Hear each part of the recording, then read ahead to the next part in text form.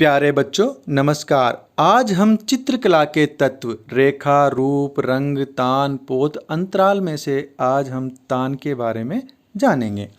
तान रंगत के हल्के व गहरे को कहते हैं। तान रंगत के हल्के व गहरेपन को कहते हैं। यह रंगत में सफ़ेद व तथा काले के परिणाम का द्योतक है।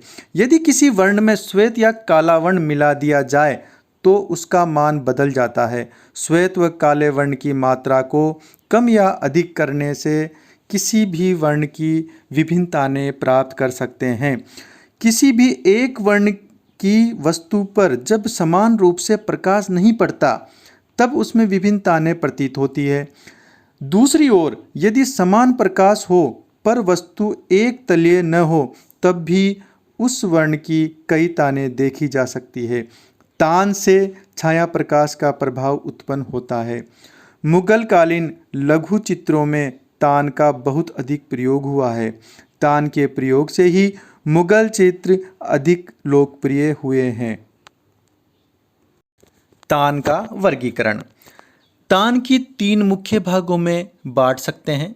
पहला है छाया, दूसरा है मध्यम, तीसरा है प्रकाश, जिसे हम डार्क, मिडिल और लाइट कहते हैं। यह विभाजन तान को सरलता से समझने के लिए है। वास्तव में यह एक क्रमिक परिवर्तन है। यह परिवर्तन सफ़ेद व काले की मात्राओं के मिश्रण से उत्पन्न होता है। तान के प्रभाव। तान के विभिन्न प्रभाव निम्न विधियों से प्राप्त किए जा सकते हैं। पहला हम विधि देखते हैं, विभाजन पद्धति। किसी भी चित्र में सफ़ेद और काले वर्ण की तानों को संतुलित करके चित्रण किया जाना चाहिए। एक चित्र में गहरी, मध्यम व हल्की तानों का प्रयोग साथ साथ किया गया है तो सफ़ेद वर्ण के द्वारा संतुलित किया जा सकता है। काले वर्ण को अधिक उभारने हेतु उसके पास श्वेत वर्ण का प्रयोग कर सकते हैं। विलोम पद्धति। सक्रिय और सहायक तल में परस्पर परिवर्तन करके तान के प्रभाव को बढ़ाया जा सकता है। क्रम स्थापना। चित्र स्थल में बहुत से रूपों का निश्चित आकार नहीं होता है। उन्हें क्रम स्थापना विधि द्वारा तानों की सहायता से स्पष्ट रूप से प्रकट किया जा सकता है। क्षेत्र, जिसे एरिया कहते हैं। चित्र में यदि दो आकार बड़े और छोटे हैं वह एक ही तान के हैं तब उनके क्षेत्र का महत्व होगा, लेकिन आकार के क्षेत्र बराबर होने पर तान का महत्व बढ़ जाएगा। तान के महत्व एवं प्रयोग।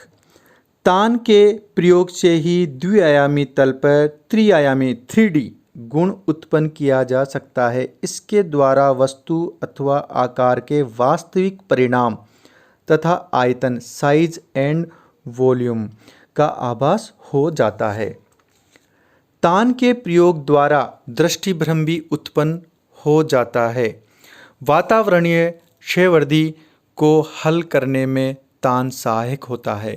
तीसरा, चित्र के तान का संतुलन स्थापित करना चाहिए।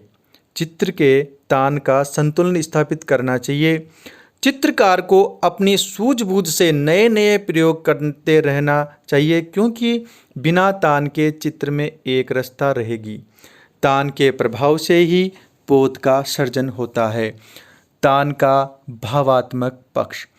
चित्र में संयोजन में कलाकार की अपनी भावनाओं का विशेष महत्व होता है। भावनाओं की उपस्थिति चित्र संयोजन में निम्न प्रकार से सहायक होती है। पहला हम केवल सहयोग।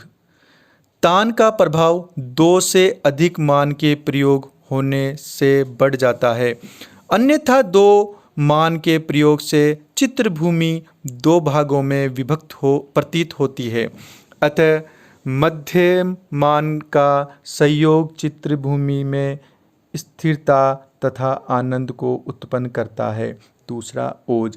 यदि चित्र में संघर्ष तथा उत्तेजना की भावना का प्रदर्शन करता है तो दो विरोधाभास वाली तान का प्रयोग करना होगा, लेकिन उसके प्रयोग में बहुत सावधानी बरतनी होगी कि कहीं वह काले वर्ण सफ़ेद के चिन्ह स्पॉट्स मात्र ही न रह जाएं।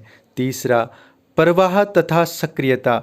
यदि चित्र में तान के विरोधाभास का वर्णन नियोजन किया जाए तो प्रवाह तथा सक्रियता का भाव उसी प्रकार आ जाता है जिस प्रकार कर्णवृत्त रेखाओं के द्वारा उत्पन्न भाव।